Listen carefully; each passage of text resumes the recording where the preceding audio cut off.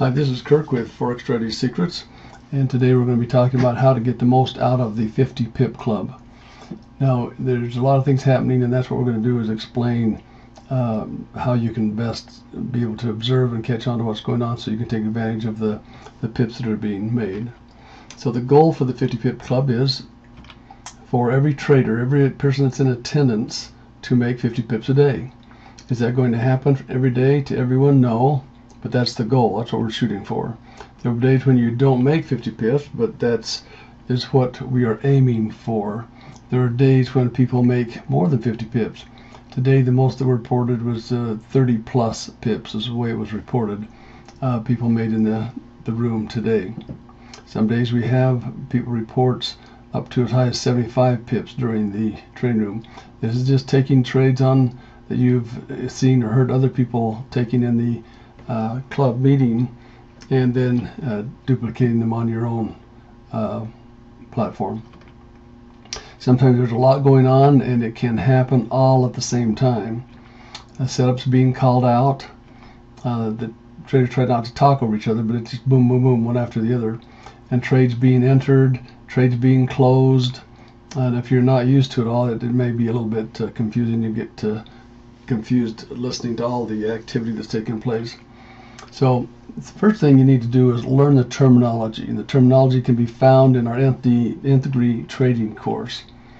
Things like early bird, blue light special, 5-alarm trades, those types of things will be mentioned, and that's when you need to know and understand what they're talking about. Otherwise it doesn't really make sense to what they're doing, or so you could actually duplicate and say, okay, now I can understand how to do that, and I could trade on my own as well.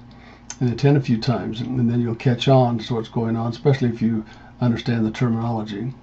We're told that this method is helping traders get up to speed faster than ever before, because they're, especially after they've seen the course material, viewed the videos, and then they actually know what the terminology is, and they're trying to figure out what's going on. Then they can see people taking trades, and it's happening right before their eyes that in a live market. Other times no one is talking. It gets quiet, and that's strange for me to be able to sit there, and I'm busy trading, so it doesn't bother me. If I were just sitting there watching, it would bother me. So we would suggest that in addition to the keyboard strokes that you're hearing and the clicks and so forth, the background noise is very small generally, but in addition to that, you should be looking for trades also. And then when something calls out, it's on your list, and you say, oh, I've already researched that one out. I'm looking for the same thing, but they brought it to my attention because I was looking someplace else, and they saw it and brought it to my attention. This is when the traders are looking for trades, when the silence takes place. You should also be looking for setups and trading with them as well, as we just mentioned. When we are trading the nth degree trading system, as we mentioned before, and the main thing is that you learn the terminology. We're stressing this. That's the course we're going through, and the terminology that we use. So you need to listen to the trade setups and the ones that you like. Not everyone likes a early bird. The blue light special may be the one that you prefer, or a saddle sell. Those would be the things you'd be listening for, and the time frame you might be listening for. So be alert for when a trader says they are taking a trade. The way they might say that is, I'm entering this position, or I just got in. That means it happened right then. If someone says, I got in 20 minutes ago and I'm 15 pips up, well, be cautious on those kind of trades. We're trying to instruct the traders to call them out as they take them, not after they're profitable. That doesn't help any of us. And that is when you want to be alert and consider taking a trade yourself. We try to call out the trades in the setup by saying, I'm going to tell you the way that we're going to try and say, and most of the time the traders are saying this right now, so it's becoming easier and easier to follow. Call it the currency name first, then the time frame that they're talking about, and then the event that's taking place. Now, for example, they might say the pound yen 1 hour early bird, or the pound yen 15-minute blue light special, or euro yen, or Aussie dollar, or whatever it might be, then the time frame, and then what they're looking for. Now, does that mean they entered the trade there? No, that means that's what they're looking for. That's what they're seeing. And then many times they'll call it out, pound yen, 15-minute blue light special. I'm jumping into this one, or I'm taking this trade. And you'll hear someone else say, yes, I'm waiting for that too. So then you got confirmation of other people taking the trades. Now, some days the market moves, and other days things are pretty slow. And if you've traded at all, you know that's the case. Now, not necessarily all day long is it slow, not all day long does it move. But during our trading session, these are the times we can monitor and keep track of, did it move or didn't it move? And it may not move during the session, or it may move during certain times of the session. We may be in there for 45 minutes before it starts moving, but other times it's slow. So when this happens, we are looking for setups. We don't talk much about long-term trading until the end of the session. Then we'll talk about something we're looking for, maybe on a larger time frame, a 4-hour or 1-hour time frame. We hold that till the end of the session because we're looking for active trades right during the session. Usually when it is slow, traders will take 5 to 10 pips on a few trades. Other days things are really moving fast and they're getting 20 to 50 pips on trades. Today the market did have some nice moves, and the largest trade that was reported was 30 plus pips is what they said. The actual trader that called that trade, he made 32 pips on that trade. Now, it's what we looked at that after the fact. What could have been made on that trade? Well, we could have made 40, 50, or 60 pips on that trade, depending how you managed it. There was nothing wrong with the trader getting out at 30 pips. That was fitting into what he was looking for and the way he was trading. But there were many more pips to be made in that particular trade. Other traders were saying, I just took 3 pips. The thing was going sideways, and it was up 10 pips, came back against me. I just took out 3 pips. That's okay. By the end of the day, they made 8, 10, 12, 15 pips. Different people reporting on the traders is what they made based on what they were seeing. There should be between 5 and 8 traders calling out trades. Now today we only had 5, and many times we have 6 to 8 traders, and that's when it really helps, because more eyes on the market means that we are not missing as many trades. Now it may take a few times for you visiting to catch on to what's going on. But once you do, you'll be really excited, saying, wow, this is cool. I'm seeing exactly what they're looking for. I'm hearing things called out. I took that trade because someone in that room called it out. I didn't see that one beforehand. So we try and total the pips on trades that were opened and closed during the PIP Club meeting. And not all trades are closed during the meeting, so they get reported as to what happened on the next trading day. And so we can add those in. So if we received, like today was 47 pips total, and there may have been some open trades. Tomorrow they will report them. Then we'll add those to today's total. Today was a solid day, but it wasn't a great day. So if you'd taken all those trades, you may have come close to making the 50 pips. Well, that's the goal. What if you'd made only 15 or 20 pips? Well, that's great. Just do that every single day. Then you'll be able to grow your account. Many of those reports go like this. Now, this would be a report coming in from the previous day's trades. It might say, on the pound dollar, I got 20 pips. Now, they took it during the trading room. All these were taken during the trading room and the PIP Club meeting, and they then reported what they closed them out at. Pound dollar, 20 pips. Pound yen, 45 pips. Euro yen, 33 pips. Aussie yen, 5 pips. US CAD, minus 30 pips. For a net total of 73 pips. Now that was one of the traders. We've had traders report more than that. This is just one example. This is one trader. Now, what if there's several traders take it? Now, what if there have been 2 traders that took this person reported took the pound dollar and the pound yen, and another trader took the same 2 currency pairs? We would take the highest of what was reported. That was the potentially is what could have been made. So on that pound dollar, one makes 20 and the other one made 30, we would take the 30. If on the pound yen one said 45 and the other said 30, well, we take the 45. So we're taking the highest possible what was actually made. So this is what is possible. We're just doing it to see that yes, you can make this kind of number of pips. So we don't count duplicate trades here. We only use the highest pip count, as I just illustrated. Some of the traders have taken trades before the club meeting. Well, we don't count those trades, but that can help us because many times those trades have gone in their favor, doing a little bit of retracement. They're still positive in the trade, but it's done a little bit of retracement, and they're looking to add another position when it continues to go in that direction. That gives us good heads up to something that we know is in some type of a move.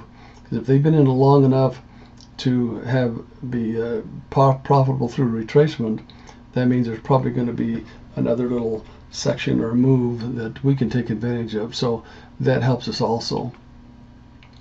This is good information that there may be some signals for entering trades on the same trend. Some days the total pip count is 35. Well, today was only 47. Other days the pip count is over 200. And it depends on how the market's moving.